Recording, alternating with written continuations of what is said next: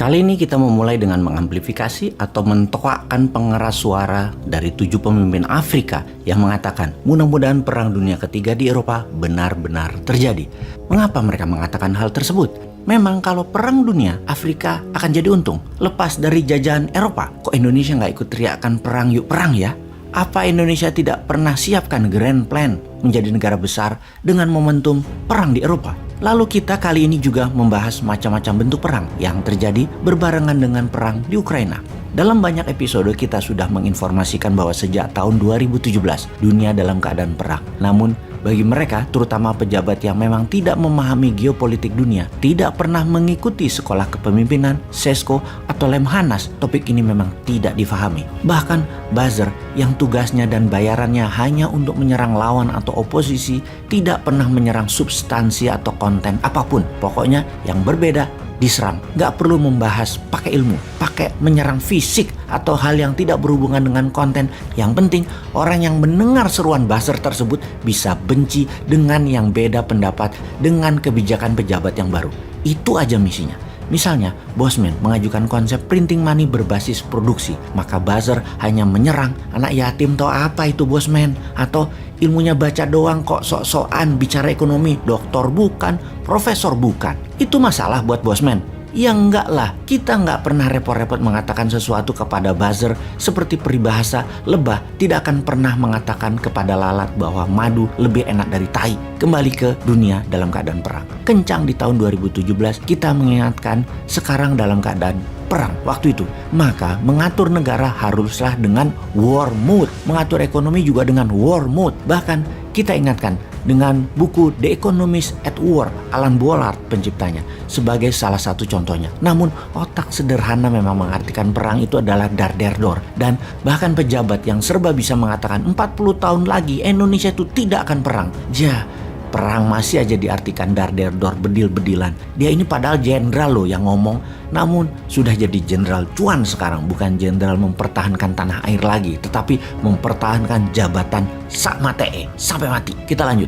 Setahun kemudian kita mengingatkan berulang-ulang akan pelajaran di Akademi Militer yang selalu mengingatkan di awalnya perang ekonomi, di akhirnya selalu akan terjadi perang militer. Sudah siapkah kita? Kemudian terjadi perang militer di tahun 2022. Namun ternyata masih juga dianggap perangnya ribuan kilometer dari Indonesia. Tenang, masih jauh. Begitu kira-kira. Nggak ngaruh buat kita. Jadi cuekin aja. Tetap urus proyek. Tetap kerja urus proyek. Apa benar nggak ngaruh? Bagaimana kalau kita menceritakan apa yang terjadi di Sri Lanka pada saat ini? Lanjut.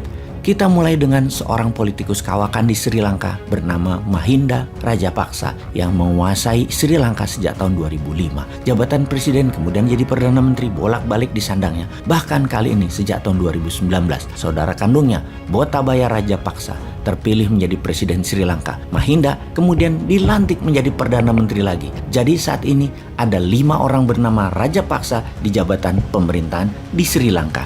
Kita ingatkan, di tahun 2014, Mahinda menandatangani sebuah kontrak pembiayaan proyek kerja sama dengan Tiongkok yang ketika sekarang mulai jatuh tempo, Sri Lanka kalah cash.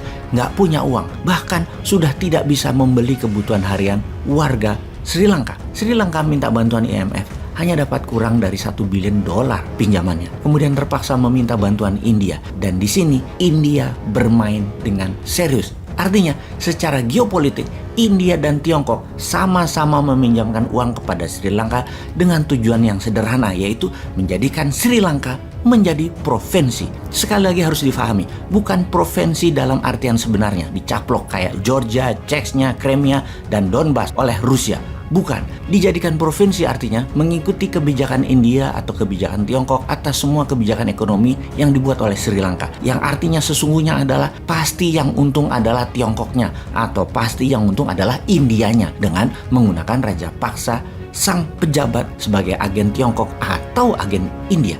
Dua negara Tiongkok dan India ini ibarat Soviet dan NATO sekutu barat Amerika di zaman Perang Dingin. India dan Tiongkok sama, perang di mana-mana. Baik fisik di utara India, daerah Kashmir hingga perebutan Nepal, kebijakan ekonomi saling serang dan saling kuat-kuatan sebagai negara produsen. Gak ada barang Tiongkok di India yang tidak dipajaki tinggi. Begitu juga sebaliknya, tidak ada barang India yang ke Tiongkok tidak dipajaki. Sekarang keduanya berebut Sri Lanka. Posisi Sri Lanka yang strategis, penghubung Asia Barat dengan Asia Timur secara maritim sangat penting bagi dua negara. Tiongkok memerlukan pelabuhan utama di mana ketika Selat Malaka penuh, mereka bisa pakai kanal Kra Thailand dan memiliki hub semuanya, yaitu hub kargo di Sri Lanka.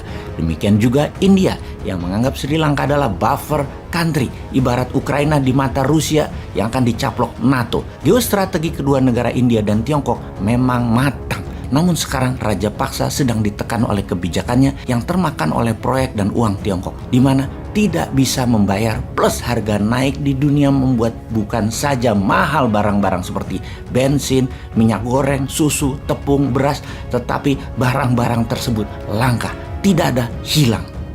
Kayaknya ini semua kenal ya kita ya. Mudah-mudahan pada paham.